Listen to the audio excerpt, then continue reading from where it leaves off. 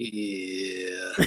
The art of Squabble, man. Shout out to my boy Liz making that new intro for us This for our shit's live Uh-huh. streams, of course. Um, but we here. It's your boy Lil Derek. I got Les with me. I got Reed Starks with me, man. And we got an action-packed show today. We got a lot to talk about. But first and Ski. foremost, this Sunday, the retirement match of the icon Sting, I got man. it right. Uh It's Sting. Steve. Yeah, man. Shout out to a absolute legend who has for the past 4 decades, five now, really, 5 decades. This career has stretched um through many different promotions.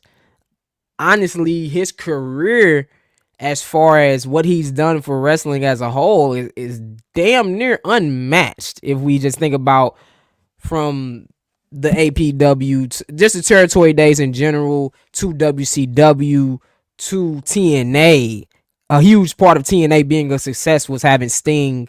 The WWE run that we can get into that maybe if you want to later, but the run in WWE and then obviously now being in AEW, he has given so much to professional wrestling, and I hope that they do. I expect AEW to do a great job as far as video packages and things like that, to just exemplify what an amazing career that Sting has had. Now the problem is they probably don't got ownership to like 90% of the footage because of WCW and WWE, but at least bring in people for video packages to like just give shout outs to Sting, I think, throughout the night. But for us to pay our respect to the Stinger, we're gonna list out our favorite match from Sting. Let's shoot. All right, bro. So we had a little discussion, and y'all gave some good ones, bro, before the pod. But my personal favorite match had to be Bound for Glory '07 against Kurt Angle. So y'all know, bro, especially if y'all watch this pod and y'all know, I hate interferences. And we did get an interference from Karen Angle and Kevin Nash, Mm-hmm. but you couldn't tell younger me that it wasn't the coolest shit ever.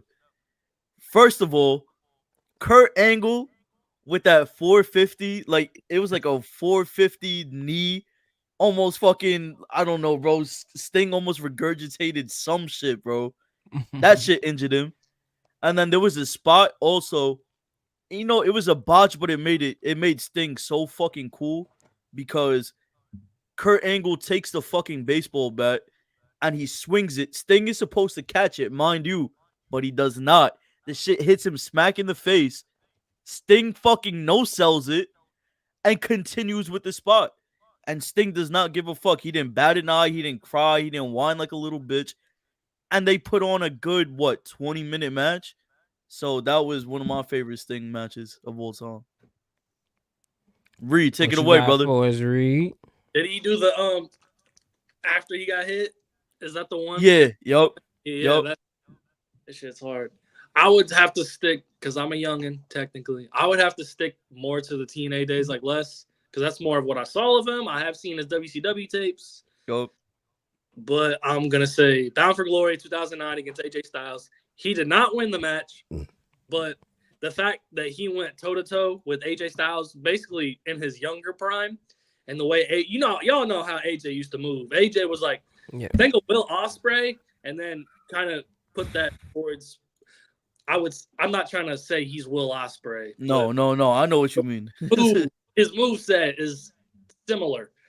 And then Sting kept up the whole match, Yup. especially ropes. I was more intrigued by him running the ropes the way he was doing it. And Sting, he don't do no springboards or anything, so him staying like grounded is his thing. They put on a banger match. I think the ending was AJ Styles did a springboard to end it, but they went on a solid 10 to 20 minutes, and it just made Sting look like he kind of turned the clock back, and he was doing as much as he possibly can, which we see it in AEW now sometimes too. Yup. However, I don't remember how old Sting is now, but him, 62, I believe. yeah, him doing flying elbows from the top rope onto the announce table, taking chair shots. Like, And I don't mean to cut you off, but you're good. Good. Mhm. we're talking about Sting in 2007, 2008, 9, 10. He was about 40 years old doing that shit. And Yeah, that's a feat in itself. yeah, he was going in, bro. But Man, that he would was be, pushing 50, man. He was Yeah, he close was to 50 at yo, that point in time. You know what I'm yeah. saying? yo. Like I said, I love the match with DDP. I think where he won the world Mm. heavyweight title. I love that match. But like I said, I Sting wasn't is around. 64. Oh, 64. So in Yeah, 2010, he would have been 50 years old. Wow. Like, yeah, like, you know, in that once it got to the 2010s, but like he was late 40s doing that entire run. Like, for real. and you gotta think he still went to WWE for what, 2 years? Yeah, about. Just Yeah. about. So he was over 50 doing Joker's thing.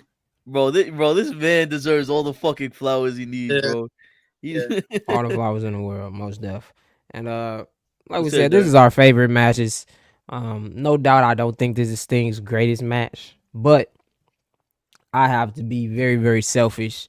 I don't know if you guys have had the pleasure of seeing Sting in person, but I did have that pleasure at the 2010 Lockdown pay per view when it was Team Hogan versus Team Flair. I know Team Hogan had like Abyss, Jeff Hardy, Rob Van Dam, Sting, and I think Jeff Jarrett was on that team as well for Team Hogan because it was the whole Hogan versus Ric Flair storyline. You know, Hogan gave Abyss the ring, and he got the superpowers and all of that stuff. Then Team Flair, my boy Desmond Wolfe, a guy who I think had potential to be one of the greatest of all time. Yo, It was shout out Beer to Money. Yeah. No, excuse me. Sting was on Team Flair because of Ric Flair, and you know, Ric Flair yo, and Sting have a history, but he got beef with Hogan too. You know what I'm saying? It was Beer Money and Desmond Wolfe with Sting on Team Flair. It was Rob Van Dam, Jeff Jarrett, Jeff Jarrett, Abyss, and Jeff Hardy on Team Hogan. And of course, it's Hulk Hogan. We know how much power he had in that time. Team Hogan won, but just being able to see all of those guys, like literally Hogan in that match, Flair came out, started cheating for his team. Of course, it's Ric Flair. Like he's the dirtiest player in the game. Then of course Hogan comes, oh no, brother, I gotta get over it. That's not gonna work for me, brother.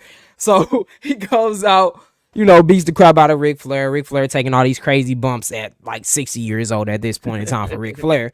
So just seeing, you know, Ric Flair again in person, Sting for the first time in person, having some of my favorite wrestlers of all time when I was a kid, guys that made me start loving wrestling, Rob Van Dam and Jeff Hardy in that match.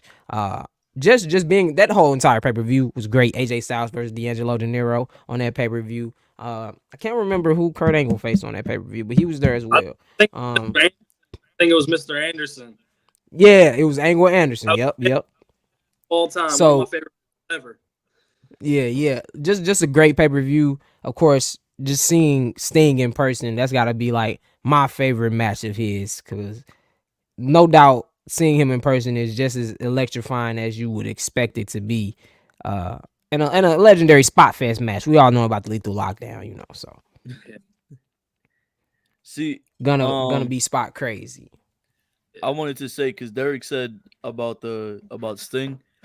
I think I've seen Sting once at Mhm. Barclays Center at Raw. That's when Triple H and Stephanie came out. This was during that time, and they were announcing, "Oh yeah, we have this statue." Oh yeah. That Oh, Yeah. You were they at that? dropped the shit in, it's just Sting, bro. Fucking face paint all faded away. But the tidbit, bro, is that because me and my sister were sitting front row, my parents were sitting like way behind. We're watching this shit. We're watching this shit. You know, commercials. The arena goes black. They start wheeling out this thing, and we're like, "Yo, somebody's in there. Somebody's in there." We see the shit moving. I kid you not. Like 15, 20 minutes, thing was inside that thing. So when they dropped the thing, his face paint was all faded away, bro. It was the funniest thing. Um, but it just seeing moments like that, bro, it just makes you a wrestling fan for like life, bro. So shout out Sting, shout out WWE for that. Yeah, man. One of the better parts of his WWE Yeah, run that yeah. we can remember in good spirit, at least, so to say. But shout out to Sting. We will talk more about AEW Revolution because I know that's going to be an amazing pay-per-view. Honestly, I'm hoping for Swerve ending the night off, swerving as he driving with the AEW World Heavyweight Championship. But nonetheless, WrestleMania season, we really in full gear to WrestleMania now. Or No pun WrestleMania is about intended. 4 weeks away. No pun intended. I think 4 weeks away now. From WrestleMania officially on tomorrow, I think will be 4 weeks. I think it's like 35 days, maybe. 34. Yeah, you know, so something like that. We are right around the corner from WrestleMania, and things are finally heating up. And one of the things that I've noticed throughout this build so far, and even more so on Raw, I didn't really highlight this to you guys because I wanted to save this for the pod and see what you guys thought. And it's just beautiful how all of the men's stories, and it also goes into like how the bloodline has shaped the current state of WWE over the past few years. So everything, even if they're not completely intertwined in it, they're involved in it. Because if you look at something like, let's say what they're completely not going to be involved in for WrestleMania, and that's going to be the United States title picture and the Intercontinental title picture, unless Solo gets inserted to that United States title picture somehow. But if you look back to the week before, Gunther wins because Jimmy costs Jay. Now all of this intertwines. And then you got a guy like Sami Zayn who they're teasing maybe Sammy's going to go up against Gunther at WrestleMania. You got Chad Gable who's stating his claim, but nice to see how those intertwine because we still know how Drew McIntyre now gets into it with Jay after he tells Seth, like, hey, drop the bloodline stuff. You got me at Mania. I don't want them interfering in my match. You don't want them interfering in our match. And then, of course, you got Seth, who's intertwined now with Cody and The Rock and Roman Reigns. And it's just beautiful to see how WWE is just allowing all this. This is the story of WWE. You know what I'm saying? Everything is intertwined. They're connecting all the dots from 3-4 years ago, honestly, with some of these feuds. This stuff has been brewing for the past since the bloodline started, since Roman Reigns became the tribal chief. All of these storylines have been brewing, and now we're coming to a big crescendo. And if you know anything about storytelling, you get the crescendo, you reach the peak, and then things start toning down as far as the bloodline portion of this story. And I think this is going to be the big crescendo at WrestleMania. All of these matches have something to do with the bloodline. So many matches that's going to be that it's going to be in the back of your head. Even with Drew McIntyre and Seth Rollins, nobody in the bloodline is in that matchup, but the bloodline coming out and cheating is going to be in the back of your head. You know what I'm saying? The Rock.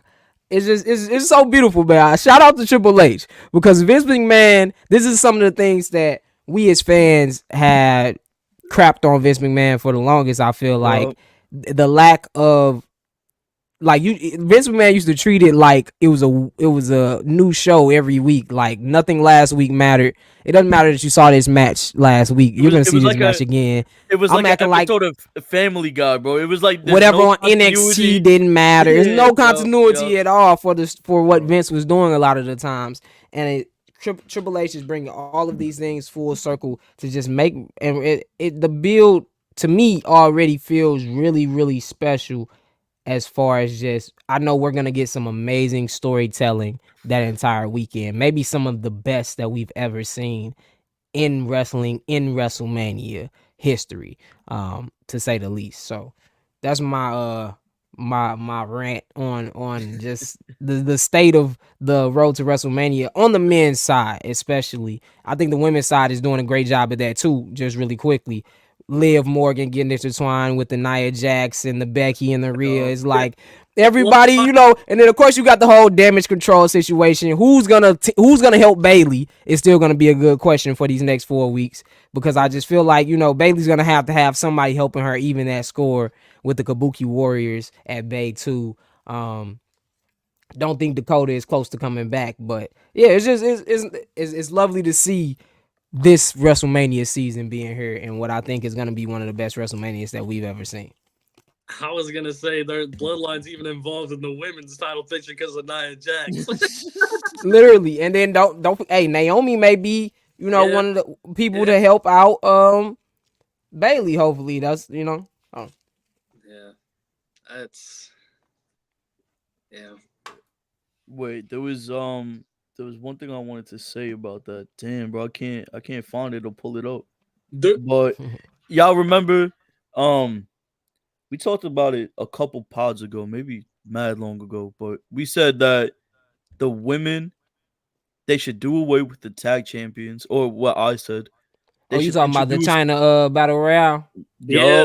Yup. They Yeah, I should saw that. I introduce saw that earlier. that. I think that's a perfect way to introduce I a don't think you women's take the mid-card. titles off while you got the Kabuki Warriors there though. Like they Yeah, finna go to no, NXT yeah. next week and defend against Lyra and is that Yup. Tatum? I think that's following her behind you. So Yo, I mean I think you could make both coexist. I just think you still have to. Honestly, I've been feeling like this for the longest. I think they need to make like an all women show. yeah, but see, Even if it's just like an I hour, like especially when they get like this Netflix deal and everything. They got Peacock still. Like it's ways that they could do it, kind of like level up. Just like an hour show where it's all women, you got time to highlight those tag titles more. But I do think they got a lot of more tag teams than they showcase. see. I would love that. I would love that, but it's hard because the fan base. Like, look at how what was it? Evolution. What Mhm. was it called? Evolution, the all women's Mhm. pay-per-view. Yep. So Mhm. it's something like that. I don't think the fan base is ready for something like that. Because Stardom would be let's so much more bigger. let's keep it a beam. They don't want to see it because some of them people don't like women's wrestling. Yeah. I don't. I get There's it, a lot of I my get it. fault, my fault. No, you're good. I get it, but then I don't because a lot of people are just like, and we'll get this will segue, Derek. Hopefully, this segues to what I think we're gonna segue to with the women's wrestling. Talk about next, you probably, but I do think like that having a China Battle Royal for like an inaugural like Intercontinental title would be cool, and you can keep the tag titles, but there's I that's just what I believe think. their roster is so I wouldn't say it's bloated, but there's so many people on their roster right now that are like big names Yo. that it's hard to show some of those men or women, especially like the mid card, and with the women not having a mid card title at all, kind of help. But at the same time, Well, no. Say what you're gonna say. no, so I was gonna say I agree with you. I agree with Derek, but going back to just like the fan base, I feel like a lot of people are still old school in the way that Yep. when we grew up watching wrestling, all of us, I'm pretty sure we knew they would say the women's matches or the bathroom breaks. Like I used to be at shows and when the women would start wrestling for 5 minutes or whatever they could get, people would get up and go use the bathroom, go to the concession stand. So I feel like people that say WWE fans are casuals and this and that, I just feel like they haven't moved past that old head mentality, Yeah. which is why it took so long to get people like Ricochet even TV time. I don't know, like a smaller guy getting like better what's the word, bro? That's why the Cruiserweight Classic didn't do as good as what people thought. But that exactly. Like it did good at NXT or like the NXT the Full Sail crowd, but I'm saying overall that shit didn't go over too well. So That's I feel like I feel like the mentality shifting though. Women's wrestling and I want to give the fans the benefit of the doubt. I feel like a lot of that issues comes down to production, and that is production and creative. The lack of creative for the cruiserweight division and the women's division for the longest is the reasons why the fans look at it that way. I think that Triple H is doing an HBK on NXT And Yo, Triple H on NXT started it, yo, if we're being honest, started changing the presentation. Dusty, Yeah, Dusty.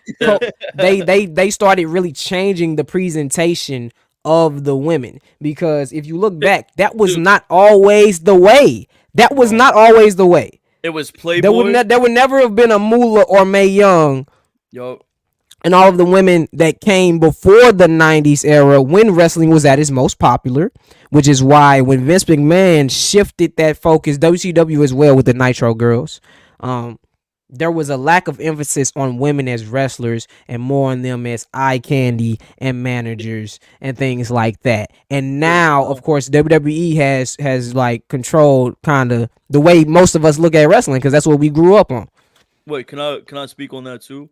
I Go feel ahead. like Yeah. just the point of making women eye candy or seeing women as just eye candy, I felt like that it's not right, but I felt like it fit the 90s just because the 90s was so like hypersexualized and let's get women in Playboy and nudity and like you had shit like American Pie. Like while it's a good movie, One of the I mean, greatest films of all time. it's a great movie, but I'm saying just like that hypersexualization fit that Mhm. time. That's why we don't get movies like American Pie nowadays. You know what I They mean? could never make American Pie nowadays. They tried to with the women, and that shit didn't go over. No. I'll It's be just asking that- people about that American end. Pie, and I'll be surprised how many people haven't seen it. Like, I remember asking my ex, like, "You ever seen American Pie?" No, I ain't never seen that. watched I'm every like, single damn, G. But I I watched me every too. You single know what I'm one. saying? I love the series. I love the series for sure. I watched the But Bang I Bam. understand why a lot of literally Bandcamp, all of them. The reunion was good, man. That The motherfucker wedding. was good, bro. Like all of that shit was good, bro. I'm not gonna lie. American Pie is one of the best movie series of all time. Very Yo, funny, entertaining. That's But a like I agree with you. It's stretch. I don't know. bro, for that genre especially, Okay, if we're going off genre, man. yeah, probably. But all time, no. Man, it ain't too many that could keep you All intrigued like that. I feel like I ain't Also, saying it's top 10 or nothing. You know what I'm saying? But I wanted to shout out Fit Finley too, because he was the reason why the Becky Lynches, the Baileys, the Mercedes, Charlotte's, they're the reason. He's the reason, training wise, why they are who they are today. Along I with mean, them. yeah, he started that with like Stacy Keibler and them. Like he made Stacy Keibler and Tori Wilson washable in the ring, because in WCW they weren't trained. Yeah. They came, and Fit Finley was the guy teaching them, like when they were asking the women to like smack each other. Fit Finley was like, "We're gonna throw in a punch here and there, just to, you know what I'm saying, show." And he helped change it, and that's why I'm like, you got to think how things work. If you think like Vince McMahon set the women's wrestling back so far that we're just now getting to a point where I feel like they aren't always seen as the bathroom break. You Yeah. know what I'm saying? They I think don't- even at Evolution time was like the start of it. Now we're at the point where I think people still looking at them for their bodies for sure, because that's just hypersexualization of women in America, period. General. Yeah. In the world, honestly. But you know, we just talking about in America because WWE is what runs WWE runs American wrestling, and they've done it for what, 40 years now, pretty much, being like the top dog, or at least one of the top twos, when WCW was right at their neck or above them, as far as the ratings go, at least. So I do think that we are changing from that, and that is why I'm honestly diving into this next situation. Y'all might be surprised at what I say, but I don't think y'all should be surprised at what I say. No, because I think I'm gonna agree with I'm you. sure a lot of people saw what happened with Maxxine Dupri. If you didn't, hold on, hold on. If you Go didn't, ahead, show it. We can show it better than we can tell you. Okay, yeah. I like this. okay, so a little bit ago, Yeah. this happened.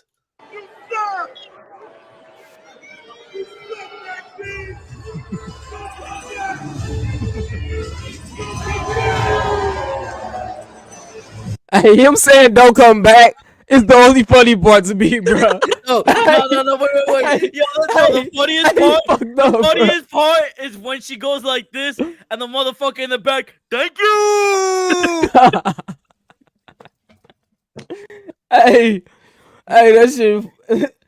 He said, "Don't come back." Hey, buddy, wildin', G. But he also probably 400 pounds and never lifted a weight in his life. Bro, thank you.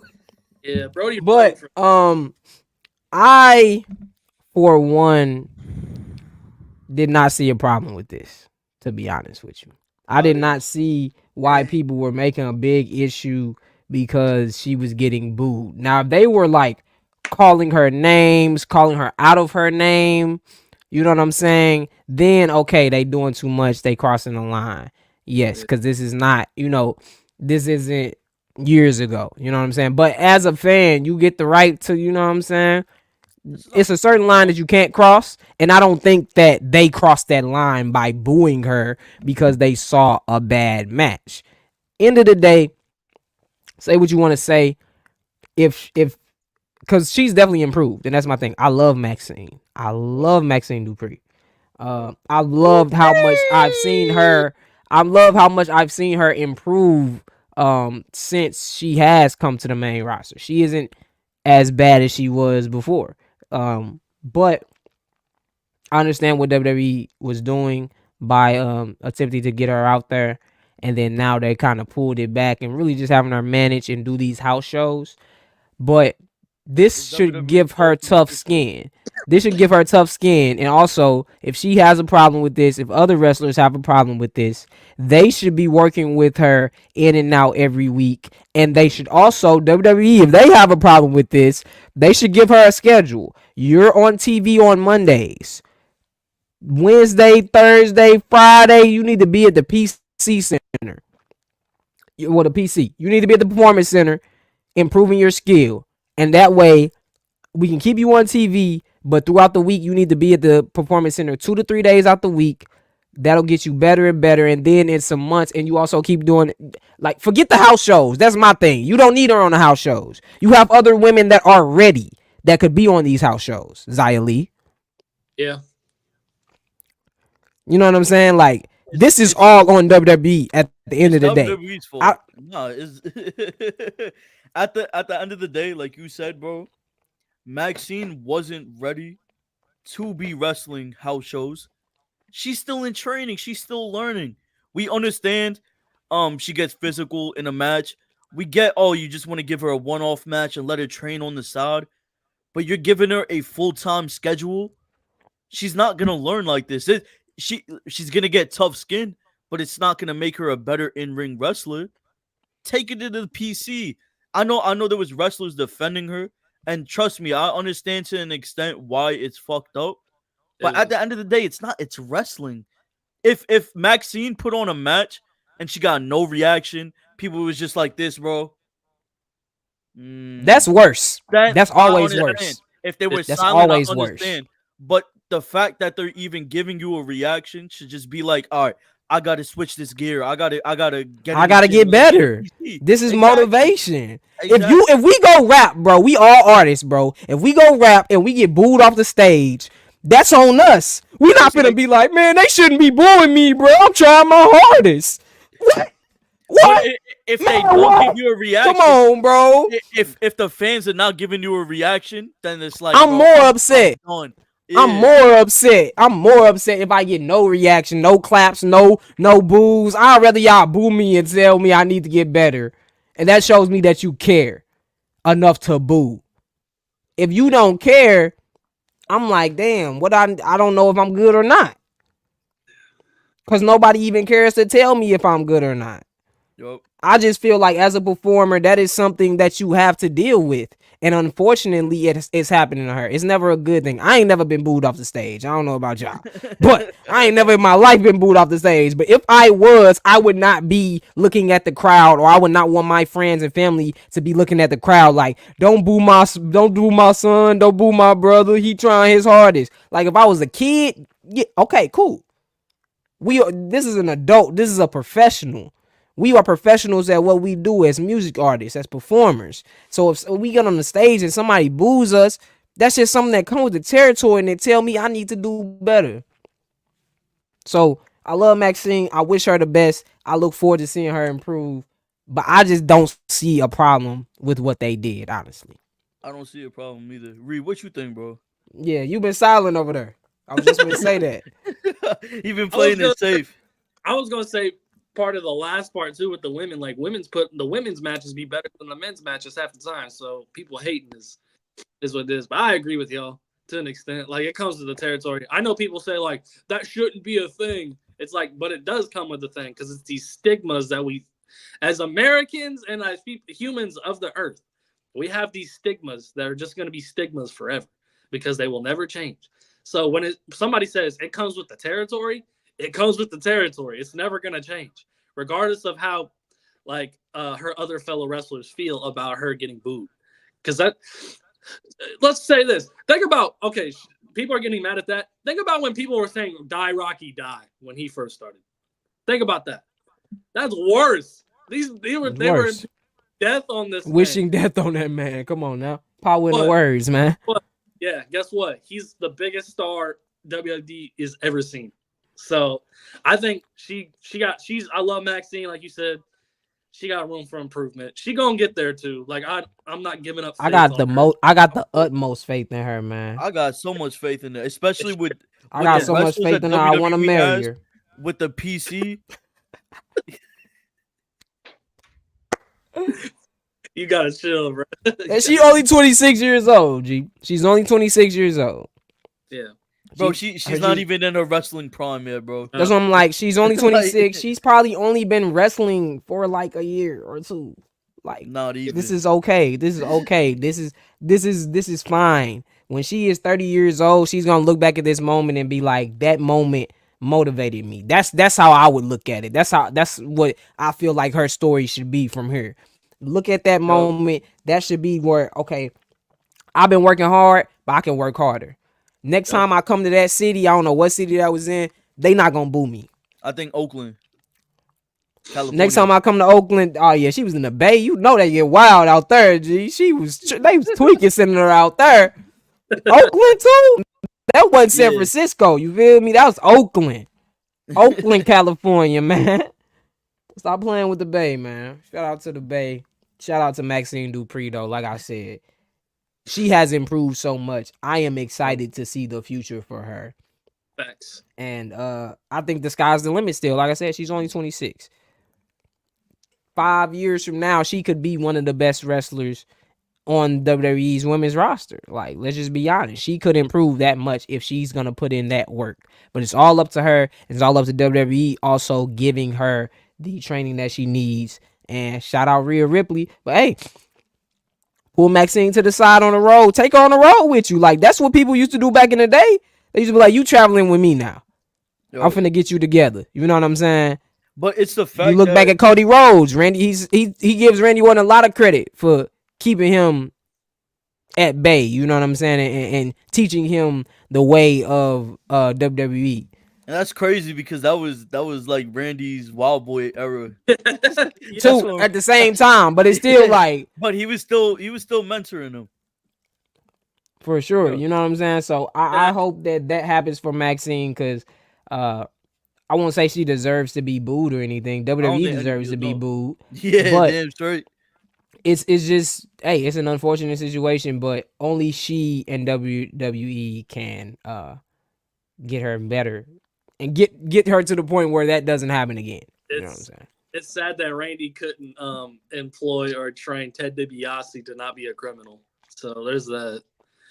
Hey, the apple don't fall from the tree because both the dad and the daggone son is in the lawsuit. So $1 million man, yes, scamming $1 million. he couldn't even employ him to not get fucked on by refs. That ref tried to. That ref tried to fuck on me. Man. Cody got some fucking stories. I can't wait to hear the AEW stories, bro. I know he got some AEW stories that's just as funny, bro. Give it a couple years. Cody said, "Why just jump them?" And he said, "Literally, that ref tried to fuck on me." But see, we making pretty good timing, it seems like, because now I guess the last thing that we have to talk about is this Sunday in its entirety. I'm sure it's a few major spots that we want to hit up for sure. But Yeah, I wait, think I don't mean to cut you off, bro. But since we're about to pivot to AEW, can I just play this real quick, bro? Let's play it. I hope it's the Because GOAT. I just man, this made me so giddy, bro. Yeah, that's hard.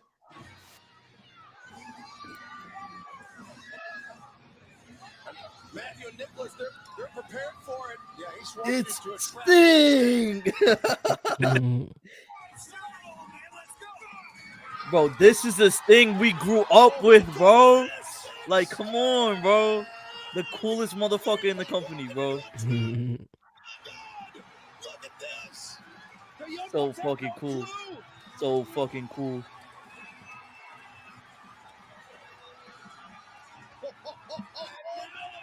Realization sets in the words of good old JR, business just Look at Matthew and Nicholas. what memories of the repelling from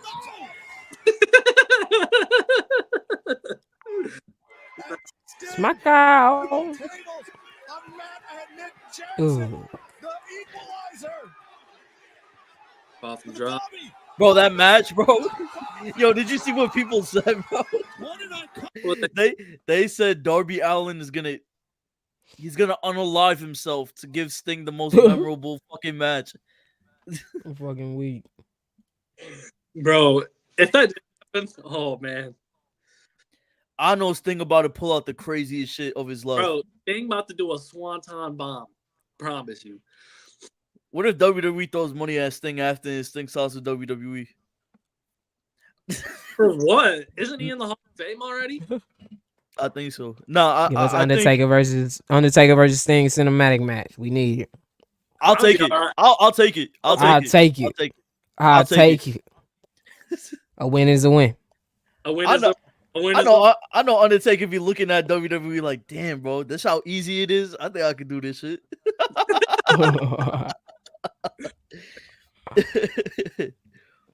But yeah, in my opinion, one of the most strong cards the AEW has had. I think Wow. we're gonna see a lot of title changes. I think we're gonna see a lot of title changes personally. First and foremost, of course, we know Sting and Darby Allin will be facing the Young Bucks, Matt and Nick Jackson. Matthew Sting's and Nicholas retirement match. Obviously, I think the Young Bucks are gonna win. I think Ric Flair probably gonna screw Sting over. I think because what you have Sting win his last match and then like do a tournament for the titles. I'm cool with that. Shit, I'll take it. I'm cool with that. They got a lot of tag teams that could be in that. You got Orange Cassidy versus Roderick Strong. Who you guys think gonna win that one? I'm gonna say Orange Cassidy. It's gonna be OC. I think Roderick Strong needs to win that match because he needs to. Undisputed Kingdom. The Undisputed Kingdom needs to look strong. Needs to look strong. He needs to leave. He needs to leave that. Yo, that group is dead in the water, bro. I'm sorry, bro. Some retribution type shit. I think they're gonna be good, man. I think they're gonna be all right, man. In 2 weeks, so? I'll be watching. In 2 weeks, I'll be watching weekly, and I'm gonna let y'all know if they really standing on business or not. Well, 2 weeks, I think I'll be watching weekly. You think? We'll see how it go. Yeah. Other than that, we've also got Eddie Kingston versus Daniel Bryan, which I think personally, it's gonna cook. It's gonna be, if not the best, it'll be the second best match of the night. I think. There's so many matches that you can say that for, though. Derek messed up twice. He said Matt and Nick Jackson, and then he said Daniel Bryan. It's Bryan Danielson. Bryan Danielson. And Matthew. What you mean? I said Matt. Bro, I'm not calling them Matthew and Nicholas, bro. That's dead. You call former Sasha Banks Mercedes. You gotta call them Matthew and Nicholas. You gotta call Edge Adam Copeland. You gotta call Christian Cage. I called them that. You gotta I've been call calling Sting. Christian You Craig. gotta call Sting. I definitely not. You gotta call Luchasaurus Kill Switch. Of course. Of course. That's automatic. You gotta call Jungle Boy Jack Perry the greatest wrestler of all time. Okay. Have fun in China then. Have fun in China, buddy. Get ready to learn Chinese, Les. That's the only place he's gonna be the best wrestler in the world at. Bryan Danielson versus Eddie Kingston. I know Bryan Danielson said that he doesn't want to win a title in AEW, but personally, I think he should beat Eddie Kingston in this match. Yeah, he should. He That's should be. me, I think he should be the world champion. He should before He should. I want. It don't gotta be a long one. It can be a 2-month reign. You know what I'm saying? Because it looked like Samoa Joe about to get a 2-3 month reign, right? 2 months, basically. Yeah. Yeah, just But about. I don't know if Samoa Joe is gonna lose. You don't think so? I- Damn, we just gonna get there in I a second. really though. I hope he does because I want to see. I guess we can Swerve, talk but about that match now. So, yeah, you thinking that Samoa Joe is gonna be the victor? No, I want Swerve to win, but I don't think Samoa But Joe's. that's what I'm lose. saying. That's who you think is gonna win. Forget who we want. Who are we picking to win that match? You picking Samoa Joe if you had to put some money on it. Oh, if I had to put money on it, Uh-huh. damn, bro. That's what you saying. No one's picking Hank. No, I'm not picking Nobody Hangman. picking Hangman. He just Definitely there. not. He's just Yeah. there Definitely hanging.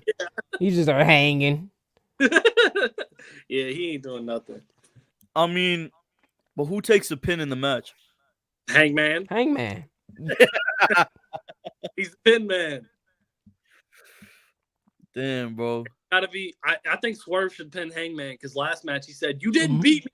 You didn't beat me." But if he pins him this time, that's Yeah. 3-0, buddy. That's 3-0. He got Cody You can numbers still on run Hangman. Swerve versus Samoa 1-on-1.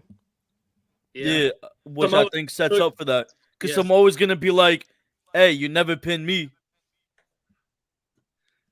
Yeah. And that's his next feud Yo. Samoa- to carry him over to the next one. And Samoa- then maybe Summer of Swerve we get Keith Lee. Yeah, that would be dope. Keith Lee is apparently hurt. So is Miro. When is his timetable?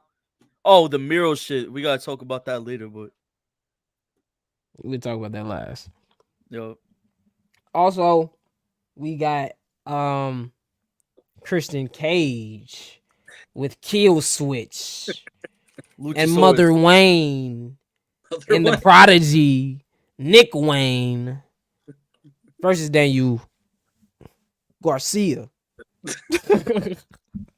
Hey, but honestly, again, I think another title change should happen, man. I think that Adam Copeland Why you should say help Daniel Garcia because y'all why you gotta say because like of that, bro? Liz. Because Liz, you gotta call Adam Copeland. Adam Copeland. Why you So gotta Adam say like Copeland, Adam Copeland should help Daniel Garcia. Like obviously, Christian Cage and his Goonies are gonna pull some type of shenanigans. I think Christian's had a great reign. And it would have been cool to see Edge hold this title, but it was cool to see him hold the title just for like 3 minutes. That was cool enough. I think this is the moment for Daniel Garcia personally. I think this has to be his moment. They have been building him up for a good 2 years. You know, he's had some bangers against the likes of Bryan Danielson. And now his character, I feel like he's kind of found his character finally. And I think it's now or never as far as him winning the AEW TNT Championship. We know how it goes in AEW a lot of times when guys get a title shot and they lose. yo, If we don't see them for a minute and they kind of stop getting as much TV time, I think you got to pull the trigger on Daniel Garcia Sunday night. I agree. yo. Also, to me, honestly, shout out to Swerve and Hangman and Samoa Joe, but I don't know if they are gonna be at the top. What I think, because of course those guys were kind of like holding back. I think FTR versus Blackpool Combat Club may steal the show if they do what I expect them to do when they go out there. I know Les isn't the biggest Moxley fan, but Mox and Claudio versus Dax Harwood and Cash Wheeler, the best tag team in the world, in my opinion. I think they are going to put on a tag team classic. I think AEW puts on a lot of tag team classics, but I think this is another one that we're going to get up there. And on that one, I think that FTR has to come out with the victory, man, as the tag team. But if I had to put some money on it, I kind of think Claudio and Moxley are gonna win, and I think they're gonna lean towards getting Moxley a tag team title run with Claudio. He'd be the first. I think that's where it's leading.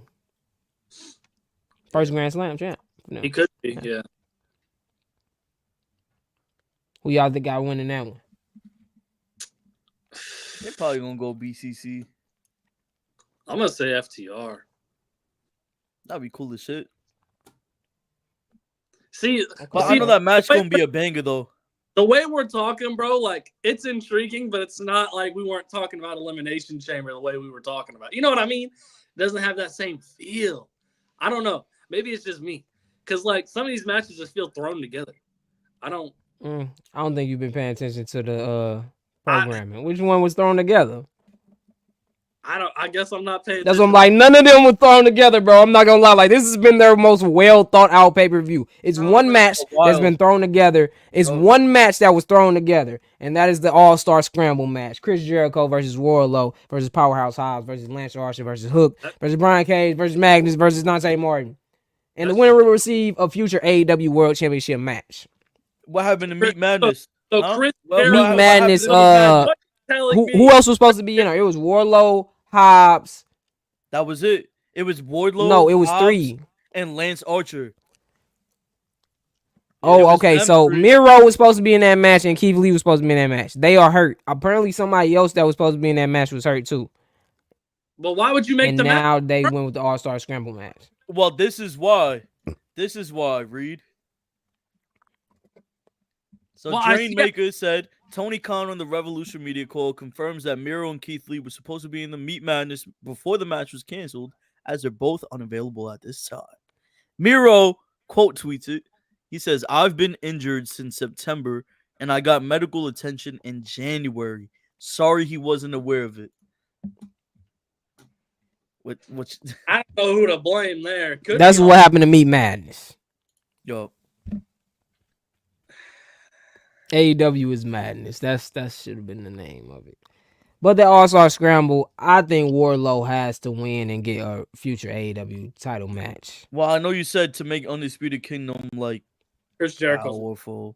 Jericho's winning, bro. Don't worry. They put Jericho in fucking Jericho everything. gonna win, bro. No, I'm playing. Jericho win, we riot, bro. We riot if Jericho win. Honestly, nobody else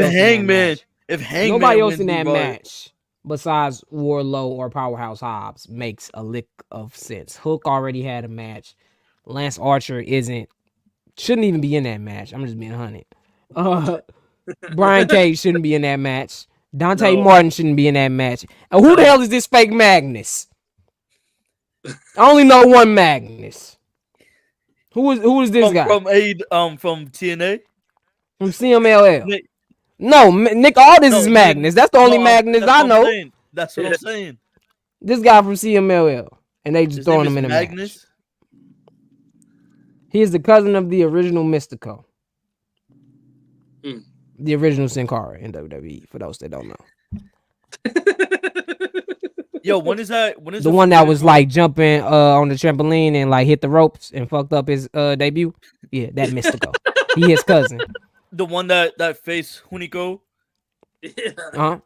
In the Sin Cara versus Sin Cara, yeah. Yeah, and then Hunico took over. Yeah. That's how that worked. But yeah, that was the match that was thrown together. The FTR and Blackpool Combat, they kind of been doing their thing over the past couple of weeks. Obviously, Christian, it was a whole like series of matches for Daniel Garcia, and he beat Adam Copeland to get the number 1 contendership. Will Ospreay versus Yep. Yep. Takeshita.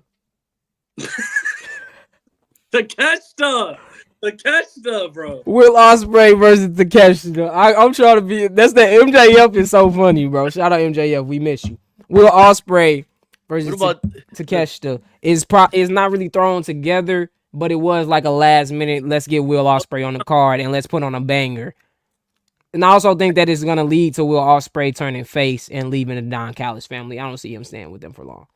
Well, that shit gonna cook? I agree with you on the. Okay, maybe I was a little bit wrong for some of them being thrown together, but like the ones that are thrown together are. No, I'm on your ass, bro. I'm on your ass. I ain't done yet. Eddie Kingston versus Bryan Danielson. They've been building that up for months. They had a couple. They had a match against each other. Boom. The match that we haven't gotten to yet, I'm gonna save for last. Obviously, we know the Samoa Joe. The triple threat is all intertwined. Yeah. Orange Cassidy and Roderick Strong. There has been a beef between Orange Cassidy and his crew and the Undisputed Kingdom. I was gonna call them the United Kingdom, boy. I don't know what they want to be. Shit. UK. And then of course we know the Sting, Darby Allin, Ric Flair. That thing has all been like kind of building up over the past month or two. And of course we know the timeless Tony Storm versus Deonna Purrazzo match. Very well thought out. They've been putting this story together since Deonna debuted. This is gonna be a huge match. And personally, I think it's gonna steal the show. Me personally. You think so?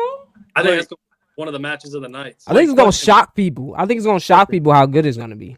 Question. I don't always watch every single week AEW, but one women's match. This is every pay-per-view thing. This is every pay-per-view thing. It's one women's match on most of AEW shows. That's all I had to most say. AEW Dynamites only have one women's match. And we're lucky if we get. How many women's title do they have? They have one. Two. No, two if you count Ring of Honor, right? TBS. Right? Four if you count Ring of Honor. Oh, yeah. They just brought the Ring of Honor Women's TV Championship. They got the Ring of Honor Women's Championship. They got the TBS Championship. And they also have the AEW Women's Championship. And in a minute, it seems like they're going to have the NJPW Strong Women's Championship. I got a question. Isn't because Julia says she's not gonna lose that title until she faces Mercedes. Yeah, didn't Thunder Rosa came back a couple months ago. Thunder Rosa been back. What? I watched Collision. Why do I not see her? Shit, you gotta watch every week or watch what's it called too? You gotta watch all three shows and just hope that you catch a sighting. Where's Waldo? I love Thunder Rosa, bro. She's a big. I do too. I love a lot of their women that they're underutilizing, under showcasing. Thank you for pointing that out, though. Thank you for pointing that out. I agree. I've just stopped complaining about it because my problem is ultimately you got every other title on the line besides the AEW 6-man tag team championships. As far as AEW, why is the TBS titles not on the line at this pay-per-view? I love Ospreay, and I understand you wanted to get him a match, but it don't make sense. You're taking TV time from women. Not even just the fact that it's women, from one of your champions, period. You know what I'm saying? Like the TBS championship, I had a major problem when Jade wasn't on the pay-per-views. Yeah. Especially when Jade was supposed to be presented as this big threat to everybody, the big boss in the division. Undefeated and going pay-per-views, not being on the show. That doesn't make sense to me. It don't make sense. Yeah. I don't get it. But nonetheless, I still do think I still do think that it's gonna be a great pay-per-view. It's gonna be a great pay-per-view. I won't let that take away from it. It's gonna cook. Some of the best wrestling that we're gonna see this year so far for sure will be on this pay-per-view. Oh. Watch it be ass. No, it won't. I hope it's not. If there's one thing I know about AEW and Tony Khan is that it's gonna be some real grabs. Real grabs, yep. Storylines aside, no matter how convoluted the shit gets or lack of, this shit gonna cook. I think it. Revolution's one of their better pay-per-views. They've always had legendary. Some of their legendary matches are on Revolution. So is what it is, bro. Most def. I think and ironically, you know, this is the same venue in which Sting faced Ric Flair at Clash of the Champions 1. Full circle. Yeah. Full circle moment, you know what I'm saying? 40 years of a career, 4 decades, man. Just such an amazing career will be coming to an end. Shout out to Sting. I'm looking forward to it for him. Shit gonna be so sad, And bro. Swerve, Damn. to be Oh, it exact. is. I But feel like first it's got of to be all- the main event. Hold on, bro. Sting retires on Sunday. And then within a month is WrestleMania 40. I think the best way to go out like a champ is to have that cinematic match with Taker. So, and retire at Mania. No. Boom. Boom. We're not getting that, man. We're not getting it. We're not getting it. We had a chance. WrestleMania 31. They wasted it on a fucking NWO reunion.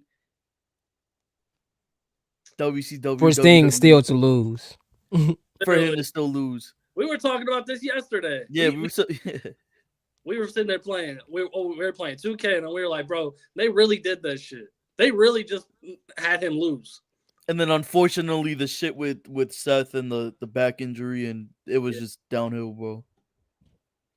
What could have been? What could have been, man? What could have been? And that's What coming could have off been? of the streak match. Undertaker losing the streak at Mania 30. Mania 31, bro. You could have just, I don't know, bro. Made no Yeah. sense, man. Made no sense, to be honest. I feel like that's one of the biggest reasons why Sting signed with WWE. Other than money, of course. I think getting He that said match that with for Taker, sure. That's what he always wanted. You know what I'm saying? I think Taker wanted it too, to be honest. Because they faced each other before in WCW, but never the two characters Not as like the way it those is. two characters, yeah. Not the Yup. Crow versus the Pro versus the Undertaker. dead man. Damn, man. Could have been. Shoulda, coulda, woulda. What could have been? Shoulda. What could have been? At But least we have WWE 2K24 coming out next week, Tuesday, and next Friday, depending on when you get it, bro. Make sure y'all cop that too. We gonna be running it. Maybe y'all could join us, bro. Who knows? definitely will be able to see us streaming it on my channel and New merch. Les's Twitch, as well as the Art of Squabble page as well. We're gonna make sure we get some content on here for WWE 2K24. But that is Dope. next week. We appreciate everybody for tuning in. Y'all got anything else y'all want to say before we get up out of here? Shout out y'all, man. Thank y'all for supporting real. us, bro. We're on our way to 100 subscribers. That's Clap true. it up. We almost there. Yes, sir. there. New merch. When we get 100 subscribers, I got some new merch ideas. I got some new merch for us to put out. Yo, listen to that little man. Stop. Derek, take You're us very away, small on the screen, bro. You're very small on the screen. But bro. nonetheless, like bro said, man, make sure y'all like, comment, subscribe. We on the way to 100 subs, man. Appreciate y'all for supporting us. It's the Art of Squabble, man. It's your boy Lil Derek. I got Les with me. I got Reed right Starks in. with me, and we'll see y'all soon. Peace. Boom, boom, boom, boom, boom, boom, boom, boom.